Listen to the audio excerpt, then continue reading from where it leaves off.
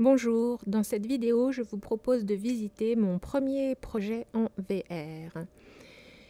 C'est un projet où je suis partie d'un décor complètement vide et où j'ai tout fabriqué, y compris le blueprint caractère, y compris les décors, sauf l'herbe et les fleurs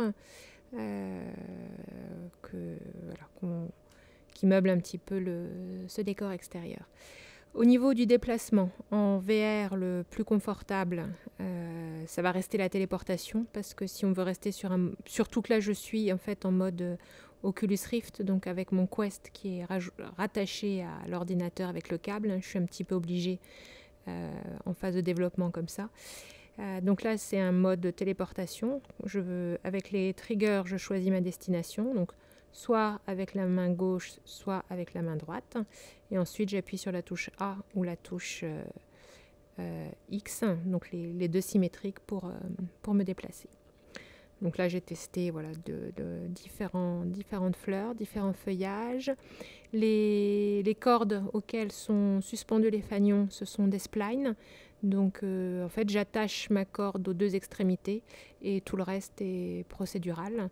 Et si je me débrouille bien, en plus, je mets des sockets pour accrocher ma corde aux extrémités, ce qui facilite la mise en place. Donc là c'est moi qui tourne, mais j'ai également mis, je vais vous montrer en faisant tout doucement, en jouant sur le petit joystick, je peux faire tourner mon paysage. Mais alors ça c'est uniquement en position assise et il ne faut pas en abuser par rapport au mal des transports qui peut être associé à la VR. Donc dans les tutos, c'est expliqué que pour que le monde semble plus réaliste, y compris le côté immersif, etc., c'est bien d'avoir des objets avec lesquels on puisse interagir. Donc là, c'est une interaction de base. Quand je m'approche de cet objet, j'ai un message qui apparaît, un pop-up, « Press grip to pick up or drop ». Donc si je m'éloigne, il disparaît, ou si je m'approche trop. Voilà, « Press grip to pick up or drop ». Donc là, c'est un objet que je peux attraper, que je peux reposer. J'ai également mis une petite sphère de collision pour que je puisse le bousculer juste en poussant. Donc là, en fait, ce qui est intéressant avec ces objets-là, les 4 objets, c'est la même classe. Donc c'est un blueprint master dans lequel il y avait ma boîte de conserve, et puis des blueprint hide. Donc c'est exactement les mêmes, exactement le même message qui apparaît, press grip to pick up or drop. Mais j'ai juste changé le mesh. Et comme ça, une fois que j'ai créé mon blueprint master, je peux avoir autant de blueprints enfants avec les différents objets avec lesquels je souhaite interagir. Donc là, c'est un verre. Je ne suis pas encore complètement 100% satisfaite du matériel, mais c'est voilà, je ne sais pas si c'est parce que comme c'est un projet VR, je voudrais saisir mon plateau. Voilà. Donc là, j'ai mon verre sur mon plateau. J'ai ralenti exprès le mouvement pour pas qu'il tombe tout de suite. Par contre, c'est des objets, des physique body, si je le fais tomber. Il ne se casse pas encore, mais ça, c'est pour une étape ultérieure. Et puis, comme autre mode d'interaction, surtout en projet archi, on peut avoir le fait d'allumer, d'éteindre la lampe en sortant. Donc là, vu le contexte, je n'avais pas de lampe électrique, donc je suis allée chercher une lampe trompette sur CG Trader et que je peux très rapidement allumé. Donc là, au niveau, j'ai une petite flamme en FX à l'intérieur qu'on voit un petit peu. Peut-être qu'il faut que je m'approche un petit peu plus pour qu'on la voit mieux. Voilà, donc j'ai ma petite flamme qui brûle. Et puis si je prends un peu de recul, donc la lumière, c'est pas directement la flamme, c'est un spotlight. Je sais pas si vous voyez, mais elle scintille un petit peu. Comment dire, j'ai rajouté un matériel animé dans le spotlight pour donner un peu ce côté sentiment. Donc voilà, je peux allumer et éteindre ma lampe comme je veux. Donc là, on va éteindre la lumière en sortant. Et maintenant, ce qu'on peut regarder, c'est que là, quand je suis proche du sol, il est marron, mais au loin, il est vert. Donc là, j'ai un matériau j'ai un lerp en fonction de la distance. Donc là, un petit peu plus loin, c'est vert, mais mettons que je fasse un petit saut. Un petit saut que je me rapproche.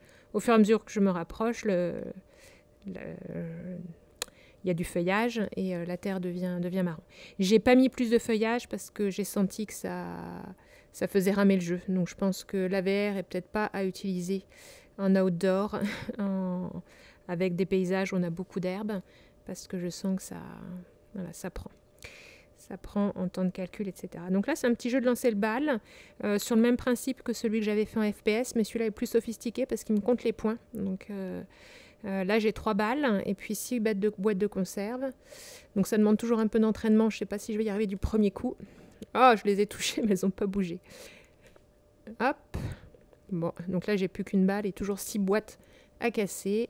Zut, j'étais nulle aujourd'hui. Je vais réessayer le jeu, c'est l'émotion parce que je suis filmée. Donc là, j'ai ce bouton-là qui interagit avec mon système de comptage, etc.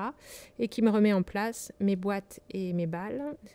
Et en plus, qui me met des boîtes, je ne sais pas si vous avez vu, mais les boîtes n'ont pas la même couleur que tout à l'heure. Je pourrais faire la même chose avec les balles, hein, mais j'ai un petit random sur la couleur des balles. Oh, bah, décidément.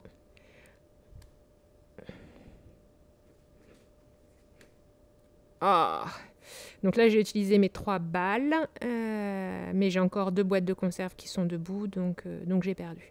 Je vais aller faire un jeu un peu plus facile, donc qui repose exactement sur la même mécanique. Des objets à lancer et des objets à faire tomber. Mais j'ai un peu plus de facilité à gagner à celui-là. Il suffit que je vous dise ça aujourd'hui pour que je ne gagne pas ce coup-ci. Mais... Donc là, c'est un jeu de quilles, et je dois lancer mes 3 balles pour faire tomber mes 6 quilles. Donc là, ben, il compte bien, hein, il ne me reste plus que 2 quilles debout, j'ai encore 2 balles.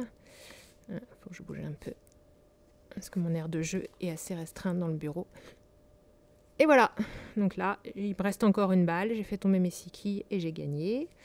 Bah, de la même façon que tout à l'heure, hein. En fait, c'est la même mécanique là. En fait, j'utilise le même blueprint dans les 2 jeux. Hop, avec le même bouton Press to Restart. Donc là, j'ai un petit...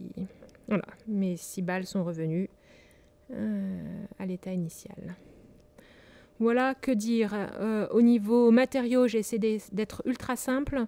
Donc là, j'ai qu'une seule texture de bois qui vaut pour les quilles, pour la table, pour les poutres. Alors j'essaie de mettre des bois de couleurs un peu différentes, des bois peints, des bois clairs, des bois plus foncés. Et en fait, j'ai qu'une seule texture. Et avec des lerpes, je joue sur les couleurs, je joue sur la roughness.